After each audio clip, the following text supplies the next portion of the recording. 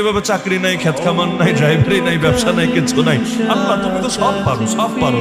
বনি ইসরাইলের মতো এই ফাজিল গুলারে 40 বছর তুমি কিছু ছাড়াই মান্না সাল্লাহ খাইয়েছো, চাকরি বাকরি কিচ্ছু না, অথচ পাপ করে ওরা ধরা খেয়েছে। মানে আল্লাহর গজবে আক্রান্ত হয়ে ওই জায়গায় বন্দী হয়ে গেছে, এখন বের হতে পারে না। সারাদিন দৌড়ালো আর এরিয়া থেকে আর বের হতে পারে না। আল্লাহ তাআলা ওই গজবে আক্রান্ত জাতিকে 40 বছর মান্না সাল্লাহ খাওয়ালেন। আমরা আর যাই হোক, আমরা অত পাপী এখনো হই নাই, ওদের মতো এত বড় নাফরমানিতে আক্রান্ত হয়ে ওই গজবে আমরা এখনো পড়ি নাই। তাহলে ঘরের মধ্যে বসে থাকেন দরজা জানালা লাগায়া, আল্লাহ তুমি তো পারো, আমার বাসার ছাদটারে ফুটা কইরা আসমান থেকে তুমি খাবার নাজিল করো। রব্বানা আনজিল আলাইনা মাইদাতাম মিনাস সামা, আসমান থেকে দস্তরখান নাজিল করো। এভাবে কিন্তু আমরা বলি না, আমরা করিও না। কেন?